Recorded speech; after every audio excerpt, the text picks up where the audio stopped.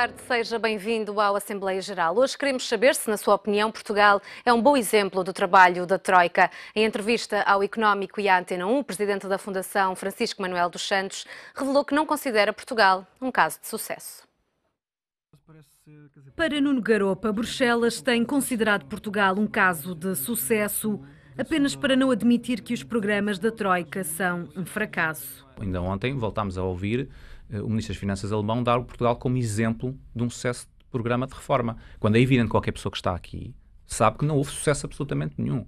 Agora, o que acontece é que, do ponto de vista da Troika e da União Europeia, insiste-se em apresentar Portugal como o caso de sucesso, porque algum caso tem que ter sucesso. Sob pena também a União Europeia ter que assumir que os seus programas fracassam.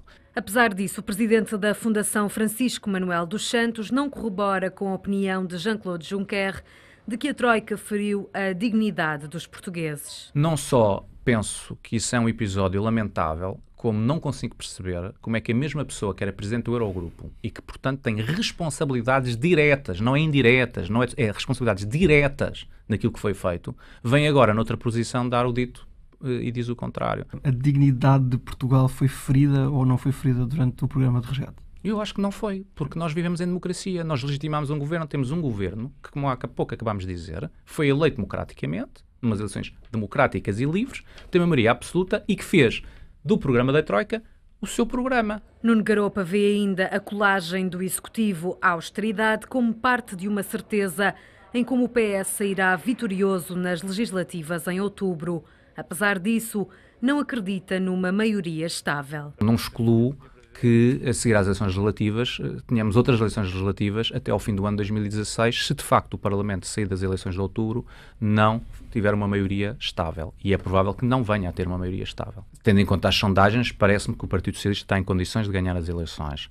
O que não me parece é que venha a haver uma maioria estável que permita um governo de 4 anos. Um cenário em que o Partido Socialista, por exemplo, tenha que fazer coligação com 2 ou 3 partidos pequenos não é um cenário estável. Mesmo um cenário de bloco central não é um cenário estável, tendo em conta as grandes incógnitas que vamos enfrentar nos próximos 2 ou 3 anos em relação à Europa.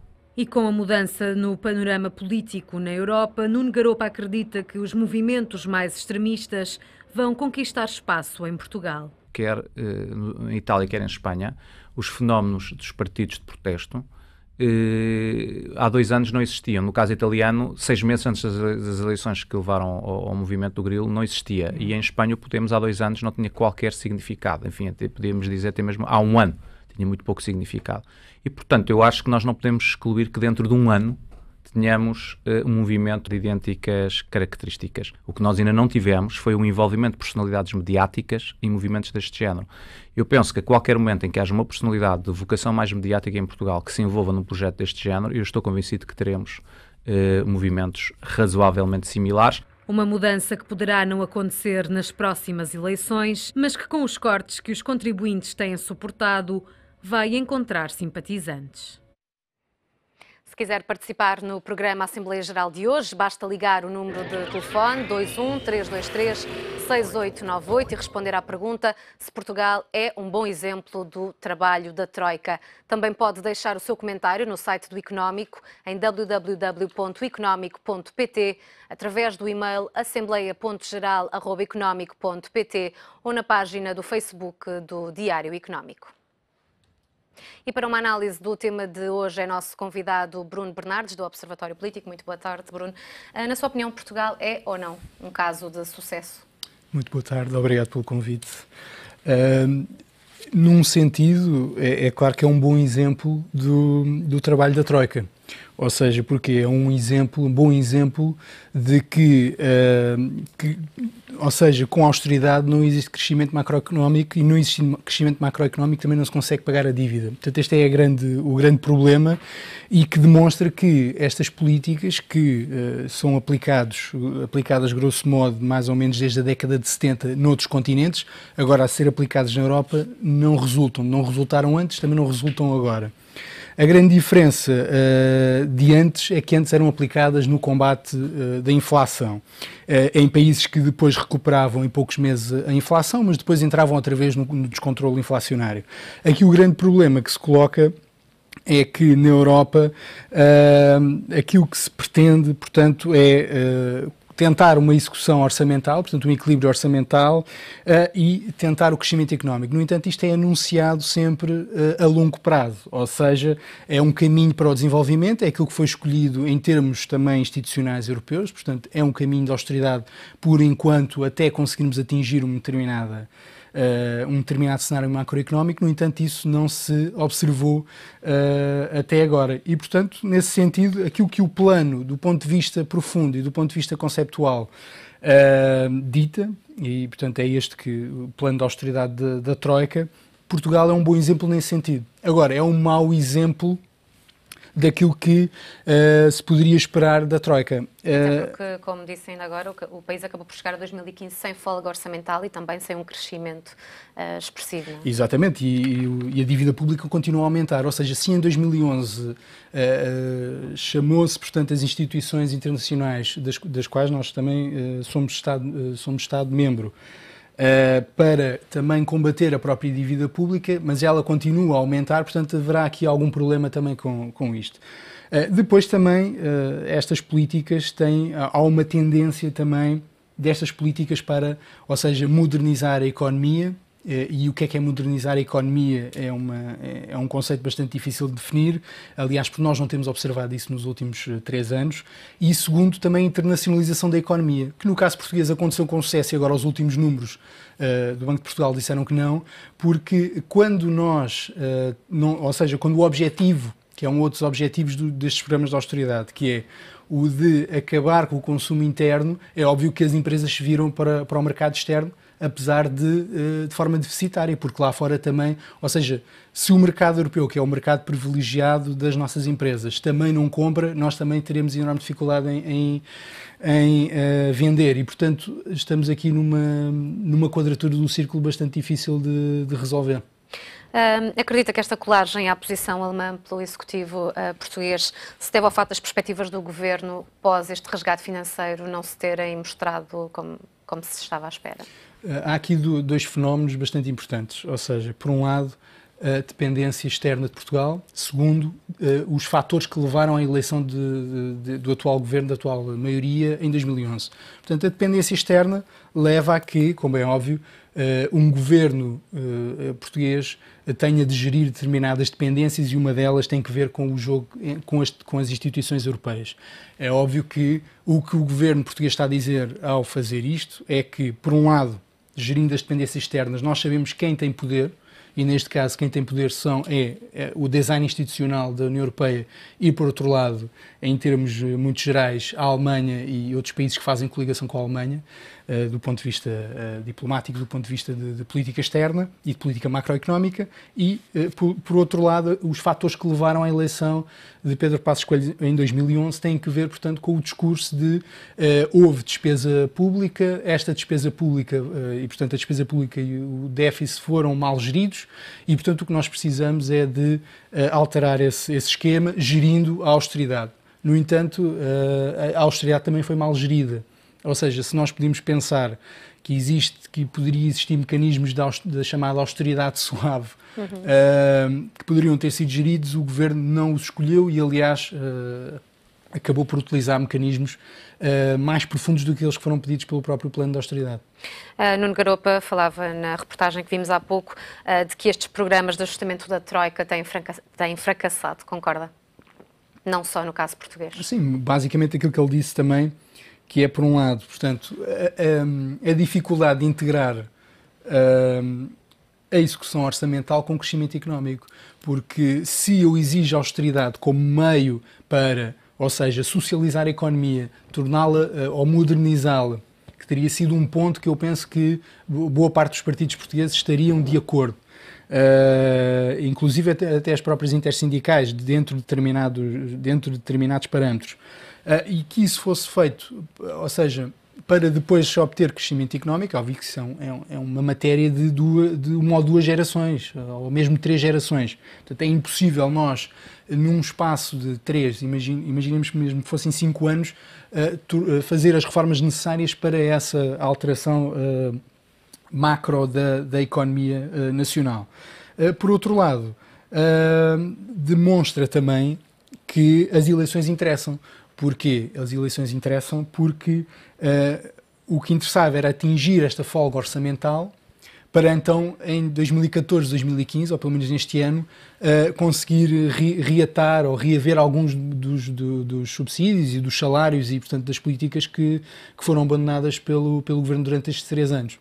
Fazemos agora aqui uma pausa na nossa conversa para passar à opinião dos telespectadores. Liga-nos Carlos Miguel de Lisboa. Muito boa tarde. Boa tarde. Boa tarde também para o seu convidado. Eu queria começar por dizer que o tópico do programa de hoje, Portugal é um bom exemplo do trabalho da Troika. Acho que a Troika aplicou a mesma tabela para todos os países intervencionados. Portanto, logo aí falhou. Cada país tem a sua economia, são países diferentes. Portanto, aplicando sempre o mesmo padrão a todos os países intervencionados, aí logo aí erram. E quanto é um bom exemplo do trabalho da Troika, não. É um bom exemplo do sofrimento dos portugueses. Porque à custa do desemprego, da miséria que está a começar em Portugal, pessoas que querem transformar, este governo quer transformar Portugal num país de coitadinhos, de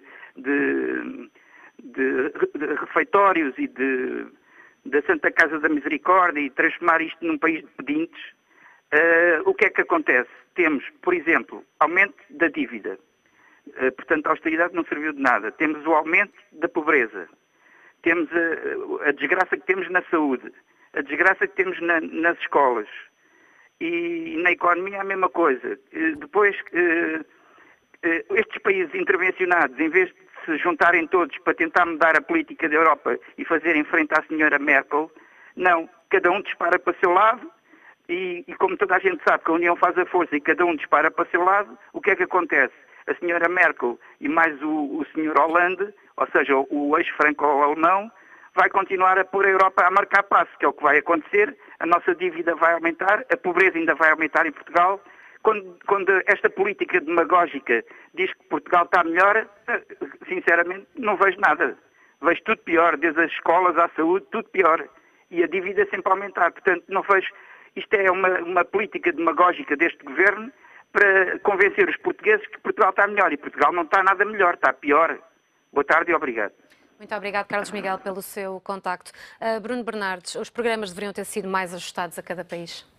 Claro que sim, quer dizer, é aquilo que eu comecei por dizer aqui, ou seja, desde a década de 70 e mesmo antes, quer dizer, na América Latina isso aconteceu bastante, em África e na Ásia foram aplicados modelos, foi aplicado mais ou menos o mesmo modelo de ajustamentos económicos para combater as chamadas crises das dívidas. E, portanto, como é óbvio, isto não funciona. Portanto, é óbvio que é necessário ajustar determinadas políticas de ajustamento aos países. É por isso que elas também se chamam políticas de ajustamento. Elas não devem ser só do nacional para o internacional, devem ser não do internacional para o nacional, mas vice-versa. Ou seja, entender que existem determinadas circunstâncias que são preciso alterar, mas há outras que são necessárias manter para também manter o tecido social. Houve aqui uma coisa que se esqueceu também e que se esquece nestes programas de ajustamento, é que o desenvolvimento social, que gera dívida, porque é normal, quer dizer, um país que tem algumas décadas de atraso, e se nós olharmos do ponto de vista de modernização, tem algumas décadas de atraso em algumas infraestruturas, é normal que nós tivemos que nos endividar para contrair dívida para esse mesmo desenvolvimento. Portanto, o crescimento também é desenvolvimento também é crescimento, isto quase todos os relatórios, seja da OCDE, seja das Nações Unidas, dizem, e portanto não é necessário também aqui inventar a roda. Agora, como é óbvio, existem pressões ao nível internacional, e isto é discutido e isto é debatido academicamente e não só, que determinado discurso de política económica internacional tem um determinado peso, e esse tem que ver com a alteração daquilo que se pode, muito entre aspas, chamar-se de neoliberalismo e que, portanto, informou as próprias estruturas económicas internacionais. A par disso, há uma outra coisa muito interessante e que a pessoa que falou, que eu me esqueci do nome, Carlos Miguel. Que o Carlos Miguel falou, que, de certa maneira, para se mudar, ou seja, de fazer-se uma coligação de interesses, era necessário também que os Estados desistissem ou seja, desistissem do conceito de soberania. Ou seja, para nós termos verdadeira solidariedade na Europa, era necessário que a soberania não existisse. Portanto, aí teríamos que caminhar para um federalismo e que, realisticamente, eu penso que não está no nosso horizonte. Apesar das crises serem mais ou menos momentos de ruptura que podem permitir essas mudanças, mas eu penso que esta não será essa. Seguimos para mais uma chamada. Ao telefone está a Maria Magalhães, que nos liga de Vila do Conde. Muito boa tarde, Maria. Boa tarde para a menina e para o seu convidado. Pronto, a minha opinião é a seguinte, é que todos dizem que a Troika foi embora, a Troika ainda não foi embora, não é? A Troika não vem aqui 3 em 3 meses, ou não os vemos, mas eles estão cá dentro.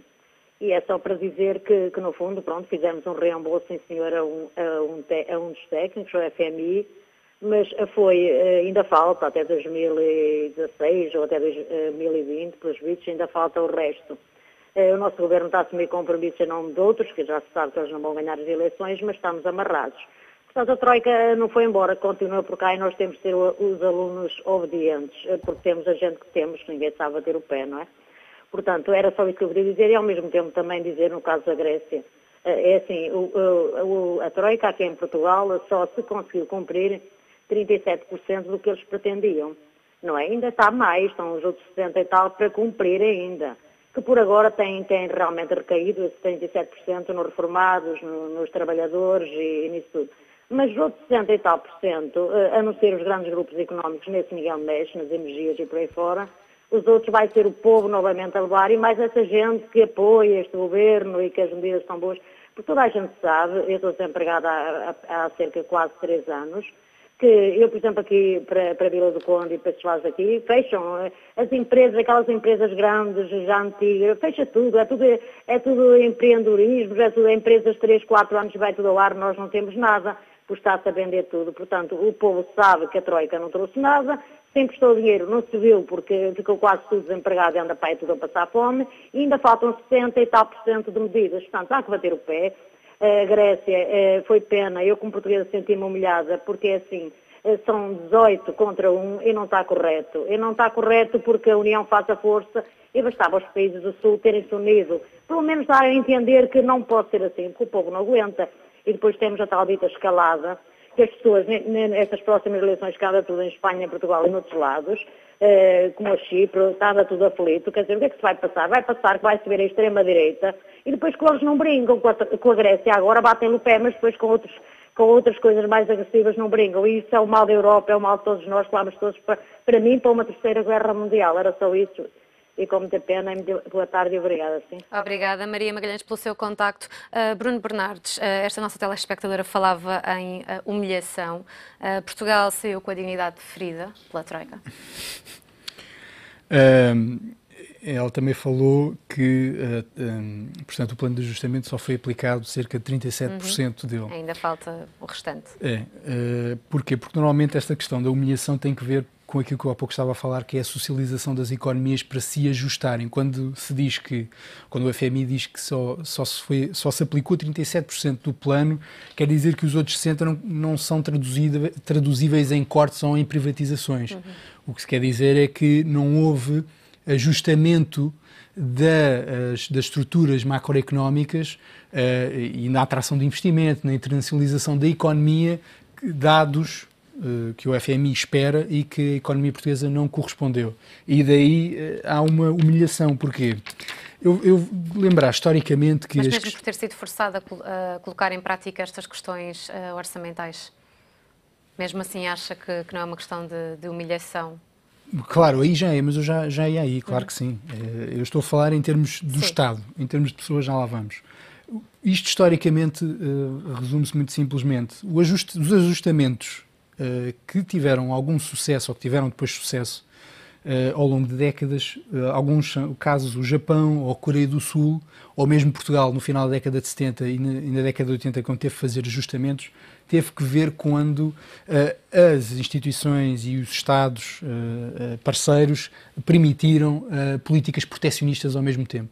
O Japão, na década de 40, depois da Segunda Guerra, completamente arrasado e não se pode comparar. E mesmo a Alemanha, também, completamente arrasados depois da Segunda Guerra Mundial, têm depois picos de crescimento e desenvolvimento que têm que ver com perdões de dívida e com políticas de proteccionismo à la carte que não têm nada a ver com a economia internacional. Enquanto a economia internacional exigia determinadas alterações, aquelas economias estavam protegidas dessas questões. Portugal, na década de 60 e na década de 80, estava protegido por ter uma moeda própria e por ter alfândegas. Depois, como é óbvio, esta questão através da negociação, para depois irmos à questão do desenvolvimento socioeconómico.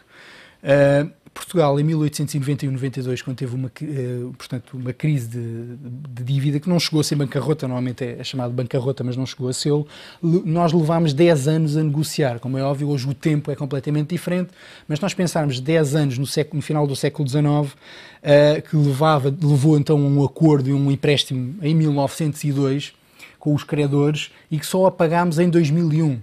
Portanto, foram 100 anos. Portanto, eu penso que acordos e negociação é imprescindível para não sermos humilhados. E Portugal tem uma história de humilhação externa e, neste caso, nós estamos a viver também a humilhação que os próprios cidadãos sentem quando perdem determinados direitos e que estão consagrados na nossa Constituição. Passamos a um dos e-mails que nos chega, de António Leonel Costa, reformado da área dos seguros, que diz que, claro que é, mas pela negativa, é o exemplo acabado da tentativa de roubo dos bens dos portugueses, com a conivência do governo PSD-CDS, que ainda quis ser mais papista que o Papa, e só não foi mais porque, felizmente, o Tribunal Constitucional travou as medidas mais gravosas para os portugueses. Espero que os portugueses corram com esta gente em outubro deste ano de forma definitiva. Também ao telefone chega-nos mais uma opinião de Alberto Silva, que liga de Estremoz. Muito boa tarde, Alberto. Boa tarde e também para o seu convidado. Eu gostaria de dizer que, no meu ponto de vista, o exemplo do trabalho da Troika, para eles, evidentemente para as instituições que a compunham, o trabalho foi positivo, porque atingiram os fins que tinham em vista, que era, ao fim e ao cabo, ajudando-nos a ganhar eles, ajudaram-se eles próprios e não a nós. É evidente que o governo que entrou apanhou uma situação de bancarrota criada pelo governo anterior, liderado por José Sócrates. Obviamente que também não podemos esquecermos, e eu faço a minha idade e a experiência, infelizmente, conhecedora do país que tivemos, pós-25 de Abril, não nos podemos esquecer de que a grande maioria dos portugueses passou a sentir que vivia num mundo de ilusão. E então começou a fazer, a gastar acima daquilo que eram as suas reais possibilidades. E eu estou a dizer isto porque nada como viver numa cidade de média dimensão ou pequena como é o caso concreto de Estremoz, em que nós nos conhecemos praticamente uns aos outros e sabemos a vida que cada um faz. E é fácil olhar para o vizinho do lado e saber que ele ganha 10 e gasta 30, que é aquilo que não tem.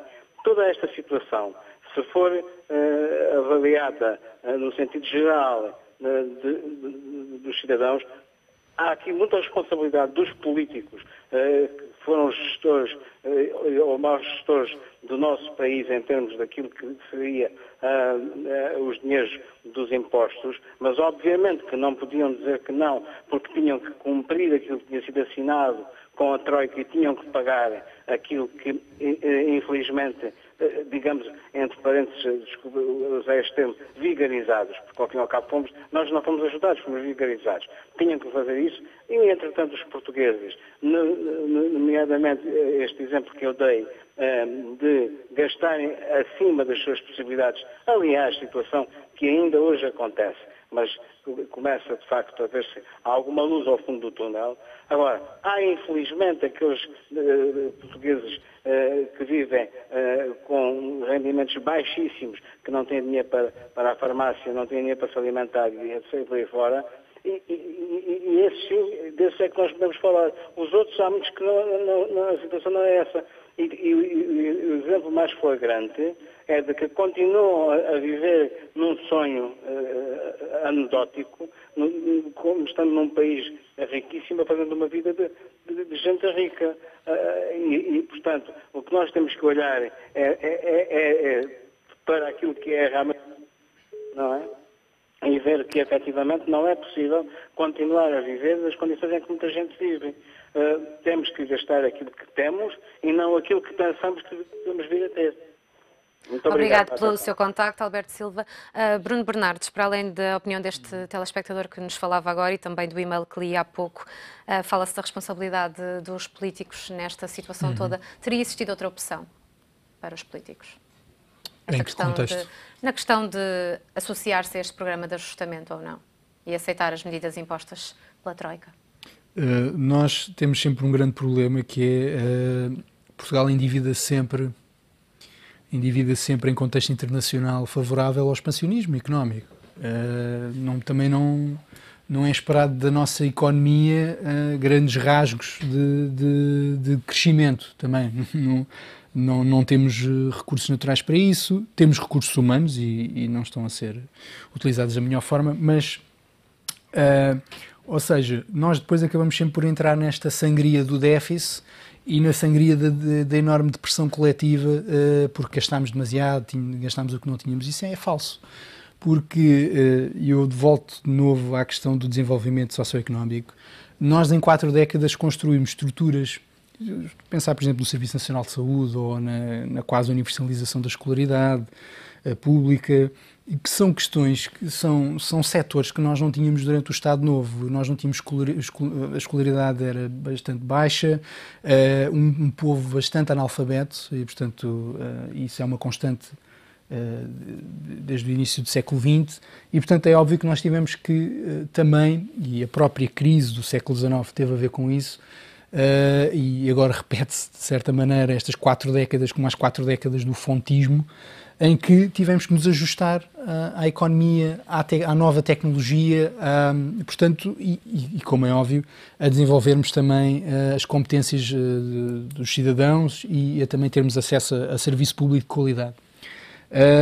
Eu penso que não, ou seja, aquilo que nos levou a ter que aceitar a política de austeridade é aquilo também que nos levou a aceitar a termos de fazer um ajustamento através de uma economia internacional que nos é favorável. Se nós olharmos para a dívida pública portuguesa cresce muito exponencialmente a partir de 2009. Ela é muito estável.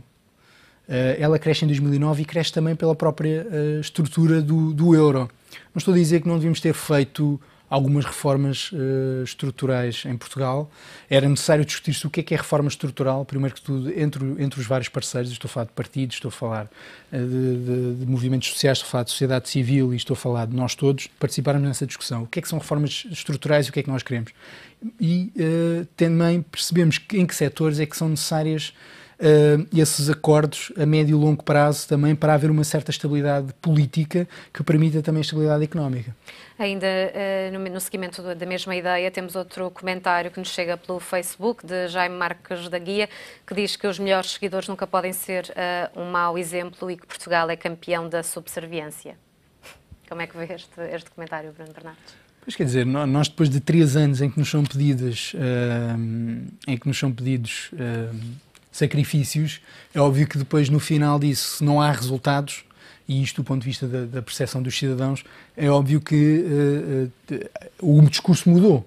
E o discurso tanto mudou que leva, como é óbvio, à ascensão do Partido Socialista, depois também com a enorme dificuldade que será possivelmente, com a nova fragmentação também no sistema partidário, com o surgimento de novas forças, a dificuldade que será gerir isto não tendo maioria absoluta, não é? É óbvio que Portugal sempre teve este jogo de dependência, de subserviência, de tentativa de luta pela independência, mas nós não podemos ser tão mauzinhos para nós próprios, nós somos muito mauzinhos para nós próprios. Portugal, se nós olharmos geopoliticamente, Portugal não deveria existir segundo todas as regras possíveis e imaginárias. A democracia portuguesa, em 1974, segundo alguns dos grandes analistas políticos, também não devia ter existido. Portanto, nós somos campeões da surpresa e devemos nos orgulhar disso. E isso muitas vezes tem que ver também com o saber jogar o jogo geopolítico. Agora, este governo soube o fazer? Penso que não. Nós devíamos ter feito e devíamos ter patrocinado durante estes 3 anos, para além de um ajustamento saudável, devíamos ter patrocinado também uma política externa e uma política macroeconómica de ajustamento e de alteração também das próprias estruturas institucionais. Porque a própria Alemanha, de certeza que vai começar a perceber que a repetição destes programas de ajustamento e de austeridade também não terão bons resultados para a Alemanha, como temos visto também no próprio crescimento alemão. Mas quando este estilo de comentário chega dentro do próprio governo, porque Rui Machete fez uma declaração em que diz que admite que Portugal possa ter sido prejudicado por este programa, como é que se pode justificar isto quando o próprio governo não chega a um consenso quanto a esta questão? Sim, quando nós temos várias cabeças a pensar, é óbvio que cada um tem a sua opinião. Mas Rui Machete também diz, na mesma nota, também ele diz que, portanto, que Juncker foi irresponsável ao dizer aquilo que disse. Eu penso que o que Rui Machete quis dizer foi que aquilo que nós temos que avaliar o pós-Troika. Portanto, o Governo tem repetido esta ideia de que já estamos no pós-Troika. Maria Luísa Albuquerque disse isso. E, portanto, no pós-Troika agora temos que analisar se isto deu ou não deu resultados e até que ponto é que devemos ser ressarcidos ou não disso. Como é óbvio, nunca iríamos ser ressarcidos. Ponto número 1. Ponto número 2, isto não interessa ao Governo. Portanto... Porquê que não interessa ao Governo? Vamos voltar ao início da nossa conversa. Mas acaba por ser uma voz discordante, porque tanto Maria Luísa Albuquerque como Pedro Passos Coelho não assinam por baixo dessa ideia de que poderemos ter sido prejudicados. Claro que não, mas isso é em todo o lado, em todas as organizações, em todas as instituições, existe sempre vozes discordantes e é essencial. Mas aquilo que o Rui Machete disse não interessa ao Governo e não vai interessar, porque tem a ver com a própria estratégia que deu a vitória eleitoral em 2011. Portanto, é óbvio que, tendo, por um lado, a nota de que Maria Luísa Albuquerque terá pedido a Schäuble para ser forte com a Grécia. Ou seja, nós estamos aqui num jogo também de dependência, mas é um jogo que é prejudicial a Portugal. Ou seja, o que nós estamos a pedir é que, como nos trataram mal, também devem tratar mal os outros. Rui Machete parece que, no meu sentido, e a minha leitura, não sei se é a leitura dele, que devemos, ou seja, o Governo deve fazer uma inflexão, porque era aquilo que possivelmente era esperado pelo Governo, ou seja, mas, no entanto, o Governo o que é que se apercebeu? Que não pode fazer inflexão porque não tem dados macroeconómicos que permitam essa inflexão. E então daí devemos continuar com esta estratégia, e ainda por cima alicerçada pelas estruturas europeias, ou seja, quando as instituições europeias e os líderes europeus dizem não, o caminho da Grécia não está certo. Portanto, não estando certo, nós estamos com a realidade está do nosso lado, não há nada a fazer e é aquilo que o Governo tem defendido nos últimos 3 anos. Seguimos para mais uma chamada. O telefone está no Chaneves, que nos liga de Rio Maior. Muito boa tarde. Boa tarde. Portanto, quanto à pergunta de hoje, nós, quando somos governados por políticos, fomos governados por políticos corruptos, a começar pela própria, e que moral é que estas pessoas têm para nos pedir, seja o que for, porque nós estamos a ser constantemente humilhados. Ora, a começar para Cristina Lagarde, todos eles não pagam impostos. Nós é que temos de pagar tudo. E quando foi Portugal, Portugal é que pediu, o senhor que está hoje a ser julgado na cadeia, que tem estado preso em Évora, esse senhor, foi ele que teve a responsabilidade de pedir este resgate. E portanto, eu não percebo porque é que está aí a confusão toda em fazer a coisa que é o António Costa e os partidos da oposição que andam, que criticam este governo. Mas foram eles que assinaram este pacote de austeridade. Eu não é que eu esteja do lado do governo, porque eu, de facto, já estou farta, mas desta democracia onde os políticos são quase todos corruptos, a começar por Juncker e por todos eles. Ora, quando os políticos recebem por mês mais de 220 euros, que eu li a semana passada, e que a austeridade é paga por nós. Fomos nós que negociamos os parceiros público-privadas, a Schwab, Eu sei lá, os estudos que foram feitos, onde se gastou tanto dinheiro no coisa do TGV, e outras coisas mais, em que foram beneficiados certos banqueiros e empresários por certos políticos. Então, por carga d'água é que nós é que temos que pagar a austeridade. Nós somos constantemente humilhados por causa disso. Foram lá pedir o dinheiro e agora estão a humilhar-nos todos. Porque o Zé Povinha que tem estado a pagar a crise. Eu não vejo político nenhum, nem de fora, lá da Europa, seja lá de onde for, nem de cá, a fazer sacrifícios nenhuns. Eles continuam com os direitos adquiridos e continuam. Nem não abdicam de nada. E o Zé Povinho, coitado desse, não tem onde cair morto, mas tem que pagar tudo. As escolas, tudo está mal, mas está tudo bom. Tudo bom. Pois é, por vir. Obrigada, muito obrigada. Obrigada pela sua participação. Bruno Bernardes, Portugal ganhou agora alguma margem perante os membros do Eurogrupo depois de ter estado presente nestas reuniões e ter estado ao lado da Alemanha e dos restantes países que pediam à Grécia um pouco mais de acato nestas regras. Tem agora maior margem, no caso de não cumprir as metas que estão previstas para este ano? Portugal como é óbvio, de certa maneira, agora, enquanto a Grécia é o bode expiatório, nós funcionamos como forma de reforçar outra vez as instituições europeias e as escolhas das instituições europeias, isso sim. E no que diz respeito à Grécia, que tem sido apontada como um mau aluno, mas a Grécia chegou antes de Portugal às metas que eram exigidas. Pois, exato. Mas eu penso, há aqui uma coisa também interessante e que é os efeitos desta austeridade na fragmentação política e nisso na criação de clivagens que levam à eleição, e no caso do Syriza, o caso do Podemos em Espanha, o caso do Beppe Grillo. Esses efeitos é que as instituições europeias começam a assumir como reais. E como começam a assumir como reais, é óbvio que é necessário criar-se aqui uma clivagem entre o bom exemplo e o mau exemplo. E Portugal vai na leva, portanto, do bom exemplo. E eu penso que nós estaremos, de facto, numa altura de transição, ou seja, eu não vejo, como é óbvio, o efeito desta negociação grega, até porque isto seria necessários mais tempo nessa negociação. Isto, portanto, leva agora para a sobrevivência da Grécia, portanto, pelo menos mais 3 ou 4 meses, e foi o que foi negociado agora.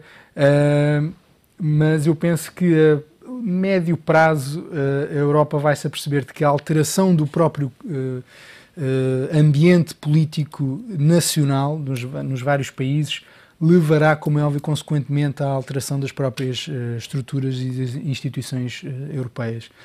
Entretanto, o governo português, eu digo o governo português e não digo Portugal, o governo português vai, como é óbvio, na sua linha estratégica,